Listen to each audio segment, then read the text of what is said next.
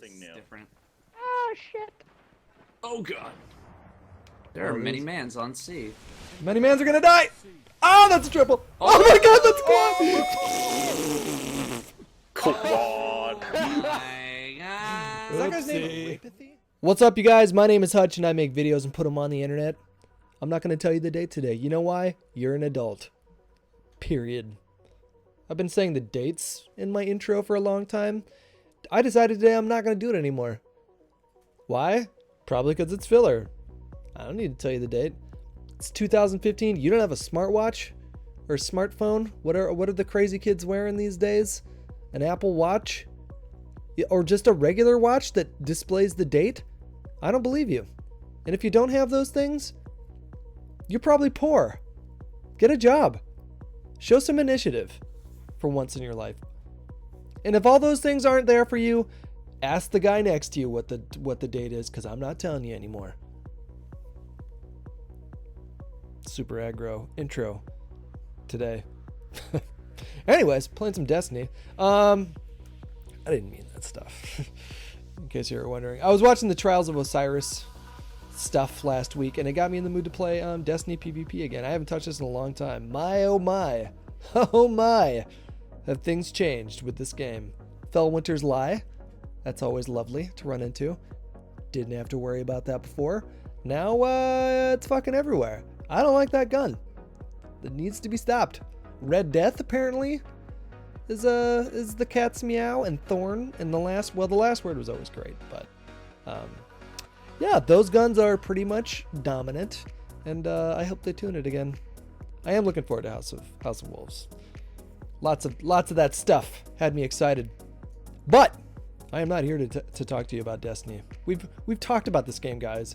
I'm not going to keep going over it again and again and again. Okay, not going to beat a dead horse.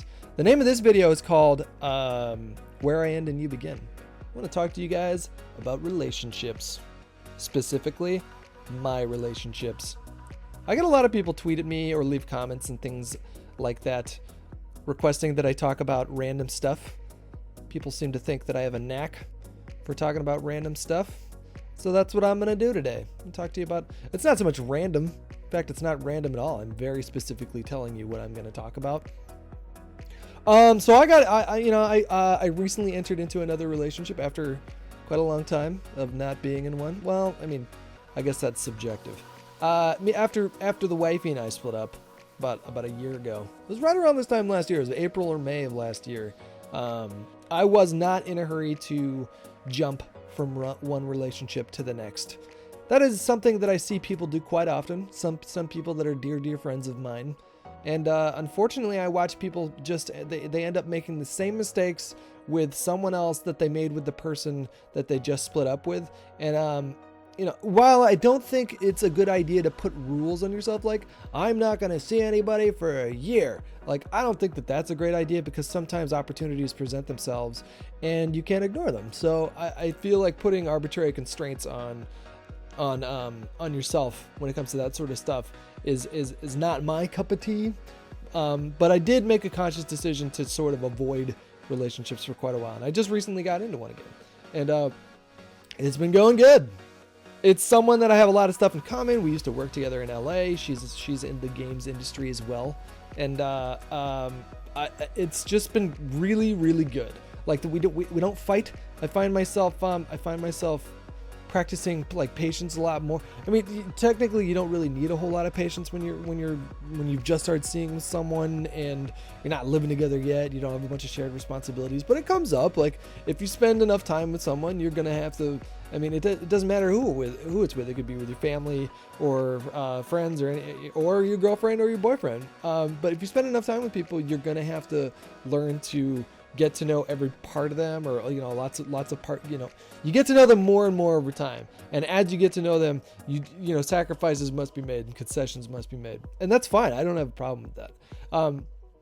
Where I run into problems, and where I've always run into problems in my personal relationships, and I'm gonna speculate later on in this video as to what I think the reason reasons are for that. But the things that I get into trouble with relationships, and please speak up in the chat if you know what I'm talking about. I can't be the only one. In fact, I know I'm not the only one. But if you do have experience as well, then speak up. The thing that I get into trouble with is when I take someone else's state of mind or their mood. Like if someone I'm around is in a bad mood, if they're grumpy, or if they're sad, if they're angry, if they're any number of negative, if they're displaying any number of negative emotions, which are totally normal for human beings to feel from time to time. You're gonna feel these feelings if you're alive and you're experiencing things. The only time you're not gonna experience these things is if you literally don't have a life. If you just shut yourself in and insulate yourself from the rest of the world, then you might not feel these things. But if you're a human out there living a life on this planet, in this culture, with other human beings that are equally flawed, you're gonna have bad days. And if someone I'm with is experiencing negative emotions, sadness, the emotions that I was referring to before, and I can't fix it, it drives me insane. Like I have a real hard time sometimes figuring out where I end and someone else begins. There's another word for this. Well, I mean, you can't apply this to everyone because everyone's different, but people talk about codependency a lot.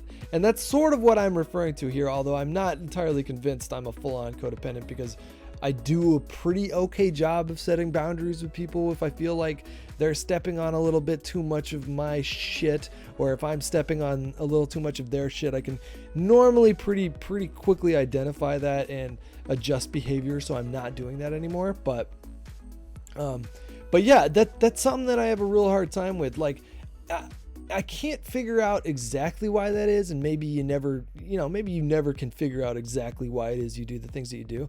But if I had to guess, I would say that like so my dad, right?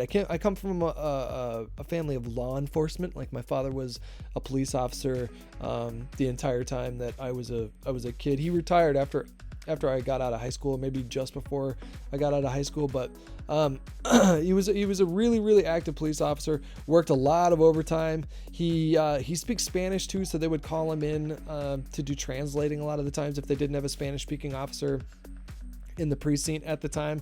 So he worked quite a bit. He was super stressed, and he was an authority figure by profession. It was his job to be in charge and to enforce the law. So when he came home, we get along great now. I have a really good relationship with my dad now, and it took me a long time to sort of see things from his perspective and not be so angry about the things that I wish were different when I was younger. But it was really clear to anyone who spent time in our house, not just living in our house, but if you just came by and hung out, I'm guessing it was pretty clear who ran that show. And so I think that has something to do with my need to sort of fix any kind of tension, because I dealt with so much tension in the house growing up. Like there was a lot of times where it was just always there. Like if my dad was in a bad mood, everyone in the house could feel it. And I don't think that that's necessarily how families should work. I think that there should be some autonomy. Like, little Billy has the freedom to be upset about something. It doesn't necessarily mean he's going to get his way, but he's obviously upset, and that's okay. He can be in his little corner over there upset, and that's fine. There was a couple things about my house that was not like that at all. You didn't really have the freedom to be in a bad mood without having him come down on you for it. And then also, if he was in a bad mood, it affected everyone else. So if I had to guess, like, I think that has something to do with my outlook on if I'm around someone and I can feel them starting to get either upset or angry about something. Not that she does at all. Like, we have there hasn't really been any fights, like, not, like small little, like, like hurt feeling kind of situations, but like nothing big. Like, you can't really fight about anything too important before you're living together, before your relationship can be considered like super serious. If you're having like knockdown, drag out wars in the first stages of your relationship, which was the case with me and the lady I ended up, my friend that I ended up marrying, we were kind of fighting like right away. That's not the case now. So it's not like I'm making this commentary right now to be like, guys, I'm freaking out. I don't think, you know, it's not quite like that, but I can notice these tendencies in myself and I drive myself crazy. Like, I really wish that other people could be upset about something around me and I didn't feel the need to constantly try and fix it or like, yeah, basically fix it, make it go away. It's an unreasonable expectation to place on myself because I don't have that power, and it's just going to cause me more stress in the long run. Please speak up in the comments and let me know if you identify with this complex. Hope you guys enjoyed the video, and I'll talk to you all later.